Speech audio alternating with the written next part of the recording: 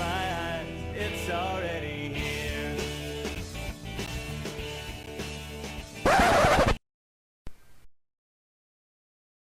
All I know is work is easy when you don't stress out about deadlines. All I know is to take my medicine, I always take my medicine. And I feel fantastic, and I never felt as good as how I do right now. Except for maybe when I think of how I felt that day, when I felt the way that I do right now, right now. I feel fantastic, and I never felt as good as how I do right now. Except for maybe when I think of how I felt that day, when I felt the way that I do right now, right now, right now, right now, right now, right now, right now, right now. Sometimes I'd like to slow things down. Greetings, my name is JD Ferrisrow. I'm the Chief Information Officer of Rebuff Jesuit Preparatory School, and I'm here today with Jen Lemaster, who's the assistant principal here at Rebuff Jesuit Preparatory School, which is a co-ed high school here in Indianapolis, Indiana. We are currently at 700 of our 800 students as we start reopening and bringing our students back into the building. We are still masked. We are still 3 feet apart and 6 feet when we're eating, but here we go. what we wanted to talk about today was some of the changes that were made. We've all gone through an amazing number of changes, but we wanted to focus on, of all of the changes that we've gone through this year, what are the things that we want to keep? What are the takeaways that we want to stay with us post-COVID? So to set this up, we wanted to give you a little bit of information about our school. We're in Indianapolis, Indiana. We are primarily a suburban school or cater to a suburban audience of students. We have a very strong sense of mission that all of our 800 students talk about that focuses on not only academic excellence, but also the ability for students to develop their own God-given talents in a supportive community in relationship with teachers who care about them. Exactly. And that has been a double, quadruple challenge this year. Yes. So pull up your coffee. We have a handy dandy little help sheet if you want for this particular presentation, because we are well aware that our mental capacities are slim to none anymore. So we made a sheet to sort of help you think about during this presentation, what did I hear and not want to forget? Maybe reflect on how this applies to your current job, any questions you might still have that you can reach out and ask about, and something that you might be able to implement today. So if you know anything about Jesuits, we are all about pre-election and we are all about reflection. So here we go. So our first category that we wanted to discuss today is how the electronic virtual hybrid classrooms have changed our concept of classroom management and basic classroom conduct, and what are the gems that we found within that that we want to make sure stay with us post-COVID as we go into a different looking summer, a vaccine-laden fall. Jen, what comes to the top of your mind? So we decided to use Google Classroom as our primary landing pad. So every class, every teacher used Google Classroom to disseminate information, to keep the calendar going, to put up agendas so students knew where and what they were doing, and to hand out and to receive assessments. So one of the primary things that I as an administrator particularly appreciated about Google Classroom is this remarkable level of sort of classroom structure, classroom management that it gave us. Since we couldn't be together in one time and place, we needed a way to do all those basics of classroom management, but you have to give students that predicted and supported environment. So Google Calendar, what assignment is due, when is it due? I can look at all my assignments in the calendar. This is really something we'll probably keep. All assignments were posted there every day. This is what we're doing. This is where we are. So if a student's in class, out of class, parent would get a summary. That sort of level of organizational communication was really key, not only during COVID, but I really think is going to carry through to a post-COVID environment. Yeah, I think the key, regardless of your learning management system, is we learned in the virtual environment that consistency Absolutely. Not only helps our students know what is expected of them, where to look for information, but by being consistent across the board, it allowed our administrators to be supportive when parents had questions. It allowed for our students to not have to worry about how one classroom is going to significantly vary from another. You knew that you went to your classwork tab. You knew that you could find your assignments on Google Calendar. You knew what was coming up due because you had a task list. And so I think those consistent elements will carry through because that's how we as adults live our lives now. Absolutely. And I think the more we can teach our children, that is going to be a good idea. In fact, I would say that executive functioning is the next area for me that I think is going to hold through. And we don't have the executive functioning solution locked down yet. But here's some of the things that we've learned a lot. Yes. We've learned a lot. Some of the things that we've discovered going all the way back to last March is particularly with our freshman students, I know that I've seen it in consultation I've done with middle school students. I don't even know how teachers at the elementary level are handling this. Saints. But I would say that the ability to know where I need to be, what I need to do, and what is the timeline on which I need to do it are skills that are not inborn and are not native to a teenager. And so we certainly discovered that as we went into lockdown. And we started putting implementations, some software solutions, some discussion solutions, some classroom expectations, so that students could begin to answer that for themselves. Absolutely. Going into post-COVID, we are having discussions about what are the elements we need to teach students right out of the gate their first day or two of their experience at our school. And that includes how do you take notes and how do you keep notes? How do you break down that myth of multitasking? The number of students that we have who are sitting at home at their desk with the top half of their face showing, and they are listening to the teacher and probably doing an assignment that may or may not be for that class, and watching a TV show on their phone. We realize that multitasking idea is a lot more powerful than I think we thought it was, and we need specific lessons to make sure kids understand just how ineffective they are at multitasking. Absolutely. And it's funny that you mentioned doing an assignment for another class, because while I do not encourage that. What has been interesting with that electronic piece in the classroom, though, big UDL fan, Universal Design for Learning, there'll be a link at the end of this. And part of what was always the dream in education is not only a well-organized and prepared student, but this ability to differentiate assessment so that not only can students with diagnosed learning differences have some leeway or personalization in how they articulate their knowledge, but that every student would have multiple modes of articulating their knowledge in the classroom. And it's been extraordinary looking forward. We had to try these things because we didn't have a choice. But now we can sit back, or maybe this summer we can sit back a little bit and think, you know what, this is actually better. I had some teachers report where they would have had a student maybe do a verbal test, but then you got to take the time and you got to find time together. Well, now the student is really quite good at recording that. Or maybe you do a G-Meet or a Zoom call. There's newer ways and ways of thinking about how am I going to assess students, how am I going to receive the assessment, how are they going to articulate their knowledge.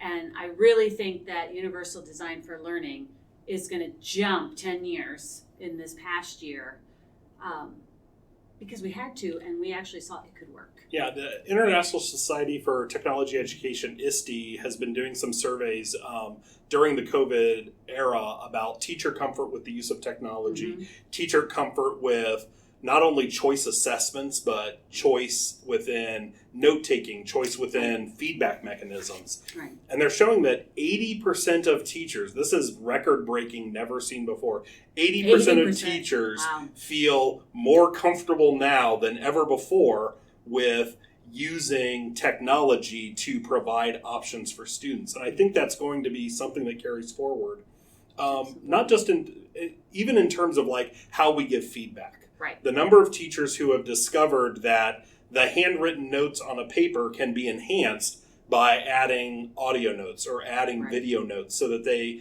student in receiving feedback can also receive the inflection of a teacher who is smiling. And that's something that I think we will see carry forward. So along the lines of the infrastructure that's in the classroom, we have purchased quite a bit of ed tech tools, either with school finances or Title IV money this year. Yeah, and I think that's going to be an area of discussion and discernment and reflection, not just at the administrative level, because obviously a lot of money has been spent. Right. But almost all of the technology that was purchased in the educational technology front is an annual license. Right, exactly. And so we're going to have to start having discussions and setting up committees to have a talk about what tools we keep, right, and what tools are going to be replaced now that we're back to personal instruction. Right, because some were just plugging a hole. Yeah. We could not have labs in person, and so we bought two kinds of virtual lab products to see, what would work where. And that was fine this year. We needed to do that, but I don't think moving forward we're going to need both, and we may not need either. Now, by the same token, some of the feedback mechanisms that we referred to absolutely. earlier, such as CAMI, has become an essential part of how our teachers are giving information back to students. And many of our teachers have expressed a desire to make sure that they get to keep that tool going, regardless of letting some of the other things go. So I think the establishment of a committee that includes teachers, that includes technologists, that includes students, to find out what are the tools that we need to keep going forward and what are the tools that we don't need to hold on to anymore. And I like what you said. It comes down to, were you just covering for a need that has now gone away, or have you used this tool to expand into a new way of learning, a new mode of experience that we want to keep going? Right. There's been a lot of things that have changed in terms of the classroom. I guess the last one we need to talk about a little bit is assessments and testing integrity.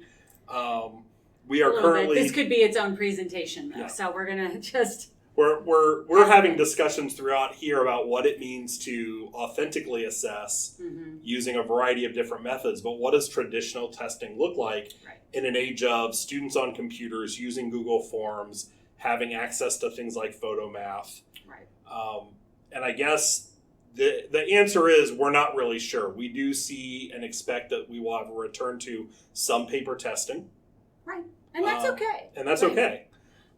We're not saying that we have to throw all the old practices out. It's just good questions to think about. Yeah. I do think that our teachers are discovering new ways to, I won't say Google proof, but certainly make it more difficult to quickly look up an answer. Some of my favorite have been the simple one: take a photo of the question so you can't copy and paste the text into Google. Right. Asking analytical questions such as, what is going on in this picture, using terminology that we've discussed for the last 2 weeks in class. You ask something like that, they don't know what to Google unless they've been paying attention in class. Right. So those are great. So the classroom has changed. We have learned a tremendous amount. There is still joy. Today, our junior class is back, and it was really great to see them in small groups in the classroom going over a lab in science, and that's wonderful. No technology. But still, the questions to have, the reflections to have about what really can engage and make the learning process better. Yes. It was good. So at this point, I'm going to brag on my excellent colleague here, JD. This summer, when we were basically in a panic of discerning what the future was going to look like, he managed to get all of our classrooms set up with a remarkable video camera, which I'm sure at the end he can put the links in for things. But we have video in the room and consoles so the teachers can see students who are remote and see students who are in the room, and the sound is in the ceiling, and everybody, even the whispers in the back of the room, get picked up. And we have these tremendous two-way communication systems in every classroom now. And I'm not going to lie, it was not cheap. So now we're starting to discern and consider, well, what does that look like in a post-COVID environment? And it's tough because I think every school is going to have to determine this based on their mission. And I am well aware that there are schools that are already beginning the discussion of, do we now live in a world where we could have international students, where we could have a virtual cohort of students? And there are real needs out there in our communities, as well as financial implications of doing that. Right. And it is a way to recoup costs. It is a way to make sure that we're conveying our mission. So in no way am I passing judgment on any school that decides to do this or not to do this. What I wanted to focus on, I think, as I've been thinking about this, are two areas that I think every school will have to talk about if you've set up a decent hybrid learning system. The first one is, we've come a long way in convincing kids that when they're sick, they should stay home. Right. And I don't want that to change. I know that we're going to be fighting it. I know we don't live in a world where everybody is going to wear masks anymore. And I know that there is always going to be that temptation to come to school when you have the sniffles. My wife, a physician, said very bluntly as we were preparing this discussion and talking about this, that the job of the Catholic school is to be countercultural, to say, don't come to school when you're sick, because you're just going to infect your neighbor and they're going to be making the same decision you're making next week. And so in a world where we have the technology already built into the classroom, in a world where we have students who, not just students who have a cold, not just students who may have the flu or need to stay a day or two in bed, but students who are at home and might have the opportunity for any number of reasons. Oh, absolutely. We have students who are going through cancer treatments. We have students who are going through significant mental health issues. We have students who have knee reconstruction and they just can't be in the school. We, as many of your buildings may be, ours is Americans with Disabilities Act, and it's terrible to try and get around here in a wheelchair. We do have an elevator, but it's what it is.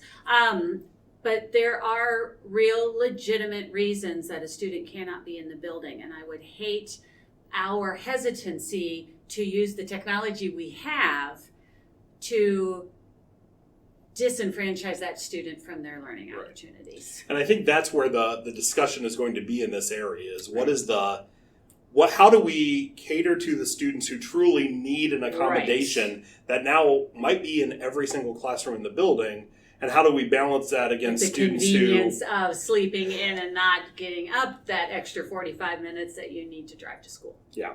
And I don't have the answer to that yet, but that's one of the things I think we're going to be struggling with. Absolutely. On the flip side of that, I think one of the balances that we're going to experience, or one of the positives we'll experience from all this new technology, is the potential for distance learning, the potential to bring experts from the outside into your classroom has exploded in a way that we have not seen. I mean, this has been the dream of 2 decades of educational technology. Absolutely. Our students, I mean, you can now, and everyone knows how to do it. The college professors know how to do it now. So, like, you can have your Zoom conversation with an archaeologist in Rome as easily as you used to be able to bring in that one kid whose parent happened to be a firefighter.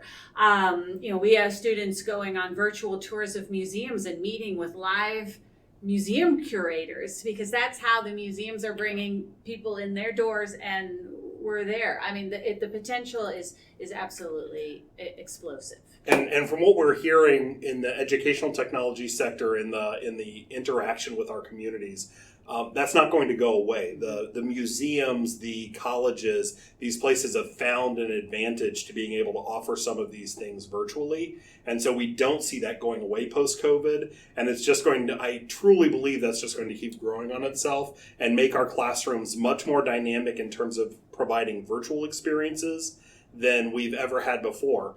And a key to that, again, is it's already in your classroom. Right. And you already know what buttons to push to turn it on. Right. So it's not an either or. Once again, it's a both and, but something definitely to discern how you want to use the technology that you've invested in. How do you want to continue using that infrastructure, and what is best for your school and your mission? I think the last area that our schools are going to have to look at and see how things have fundamentally changed is how we interact with our community, not just our community at large, but our parent community, our alumni community. I had this personal experience the other day. My junior in school had her parent and college counselor conference. My wife has never been able to attend an academic counseling meeting, and finally got to attend one because it was offered on Zoom. Right.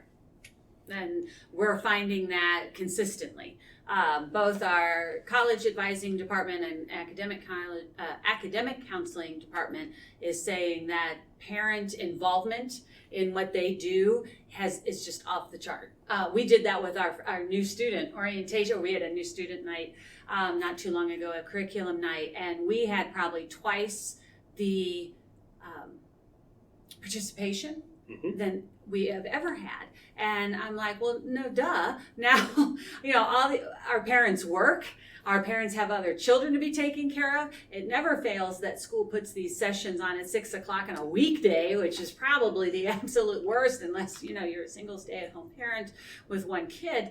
But now we can all be home, and it's not travel and who's picking this kid up from where. And so that communication with the community, bringing them in and making them like Elizabeth, JD's wife, who I know quite well, making Elizabeth feel a part of the school community, it's tremendous. And I think, and I know because we're already starting to have these conversations, is how much of this can we do in the future? And I think in terms of a both and, it really, this is where your investment in some simple camera technology, some simple recording and streaming technology can really benefit the school going forward. So if you've already purchased it, amazing. Right. If you haven't purchased it yet, I'll put some links in for some of the equipment that we're using.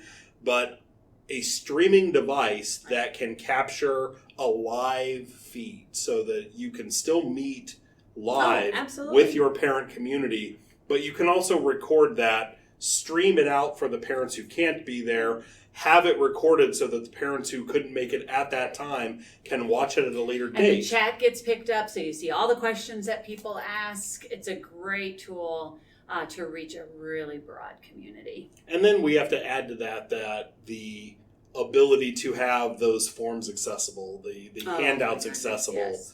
And a quick and convenient way for the parent or the community member to give feedback if they are watching this asynchronously. Right. Talk about a word we will never lose from our vocabulary. Asynchronous. But I think that having that community portal that allows our parents, even if they are not in the building, to feel like they are a part of the community and a part of the building is going to be huge. Yes. And I would say that even goes down to the classroom level where you can have a conversation with the student and the parent together, and it's not just on speakerphone anymore. Yeah. It's significantly better. We're finding that, again, if we go back to your college experience, it's remarkable that colleges are doing this for us too. And so we have had several nights where, well, we're high school, so you could also think about this as middle school night or the high school exploratory night or whatever you have, community service activities where, you basically have a round table on Zoom, and you might have, so Jesuit schools, again, we're a team. So there's the Jesuit Excellence Tour, where all the Jesuit universities, and they usually actually physically go to all of the schools. But if you weren't in school that day, you missed it, or what have you, well, now there's virtual nights. And the parent can go and the student can go, and you can hear from all of these universities. And it's really kind of opening some opportunities to students to look at things they may not have considered in the past. In the same way, our community service director brought in all of the agencies that we work with, and the students could hear from all of these wonderful agencies, and it was a remarkable opportunity, again, using the technology we had in order to build relationships that we're not a one and done event. What's been really interesting, and so in my previous lives, I was a librarian, so that's part of my background. And one of my dreams in the high school was to actually get a virtual help desk like a university does. And out of the necessity during the shutdown, we had to have a virtual help desk. So our librarians were super. They had a live Gmeet feed. They had an Ask the Librarian button. We could serve our community in the building, out of the building, no matter what. And we've kept that through hybrid. But I am thrilled. We'll keep that. Yeah, I think we're doing the same discussion with our virtual help desk. We've been running a live video help desk, Google Meet, for any student who was having any issue while they were at home. Or faculty, staff member, because I've had to use it too a couple times. But in a world where we can now meet with our students live, we don't want to give up on the idea that we can quickly hop onto a Google Meet and help a student out. So we're trying to negotiate, how do you fill out a help desk ticket? How do you push the ask a question button so that we can quickly provide a high level of live service, but not necessarily have to have the person right in front of us in the library. And during reasonable times. For all of you who are sitting there going, oh my gosh, are they up at midnight when the kids are doing the research project? No, we are not. Their question can wait till morning, and that is also something they need to learn about. The schedule a reply feature in Gmail is a wonderful thing. Fantastic. And in terms of expanding what we do as a Catholic school, I've been very impressed by the ability for us to hold virtual conferences. Absolutely. Our community service director was able to present to every class in the school a roundtable discussion between our students and experts in the community about medical access and equity access during COVID, so that we were having real discussions about what it means to treat people who are disadvantaged with dignity when it comes to healthcare issues. Fantastic. And our Black Student Union just did a student conference with other schools in Marion County and Indianapolis to talk about what it's like to be Black in white spaces.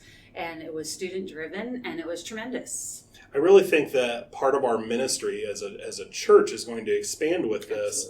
I think all of us have experienced the virtual mass or the mass on our TV screens, but the ability for us as a community to stream our all-school masses, it was a necessity during COVID because we had no place where we could socially distance and gather as a community. But I think beyond this, I think we'll see more masses being streamed so that our parents can be a part of the Mass of the Holy Spirit, so that the lighting of the Advent wreath, which is an important part of our tradition here at the school, can be shared by community members, whether they are graduates or parents or alumni. And isn't it wonderful when you can look on the stream and you can see all the names? Yeah. And it really is working. And I would say we could probably even start looking at how do we build that out in some of our retreat programs or maybe small groups. As you all know, the sky is kind of the limit. You don't have to do it tomorrow. We're very big fans of saying, this is drinking from the fire hose here. But, think about that one thing that maybe you can do in the next 3 months. Yeah. Think about then maybe what you might want to look toward to next Advent. And then maybe 2-3 years out. Like, pace yourself here, because we're all a little tired. Okay, so we've discussed ways that we believe the electronic classroom, the virtual classroom is going to carry forward. We've discussed how remote access we think will change and grow and expand in different ways than it did under COVID. Right. And then how our community outreach has changed. Exactly. So ideally, we were going for the sort of small contained classroom, take a step out. And we have, because once again, Ignatian charism, an end of the year examine on this topic to sort of help you in the audience do the same thing. Consider where you are as an individual, how maybe you can move out to your department or that group that you are responsible to or responsible for, and then how do you bring that out to your community. Now, I'm going to give you one caveat, though, because this actually came up this week. We're doing faculty evaluations, and doing an end-of-the-year examine or reflection or looking back over what's happened during the past year. It's going to bring up a lot of feelings. Yeah, it's been a rough year. It's been a rough year. And I had a faculty member say this was the hardest reflection I've ever had to do because while I was proud of myself, I just started crying. for what has happened, what has been lost, gained, experience, all of it came flooding back during it. So I'm a huge fan of the Examine. Take a look at it. And again, in true St. Ignatius would be very proud of you. Listen to your feelings, acknowledge your feelings. It's okay. Nobody's grading this. But it can be a really powerful tool to sort of sit back and think for myself, what were the wins? What were the successes? What am I proud of? What didn't go so well? None of it was a colossal failure. Everybody was extraordinary. But and then how am I feeling? Sitting with God. Where was God in this? Where do I feel that consolation that I'm moving towards God's desires, and where am I not? And that's okay. Sit with that and take that moving forward. And for those of you who are super practical like me, type A, just ask JD. We're also going to give you this lovely chart that works from backwards design and really helps you kind of make those SMART goals and do all that secular stuff we know is so good. So a little bit of sacred and secular to help you end your year. So ultimately, we hope that you've gotten at least a taste of some of the things that we see as issues that we're going to carry forward into the post-COVID era, as well as some directions forward for you to begin the discussion, the reflection, and the discernment for how your school will change after we are all back together and vaccinated and maybe not even wearing masks. Absolutely. So God bless, Godspeed, and thanks for watching. Thank you so much for joining us today. Light its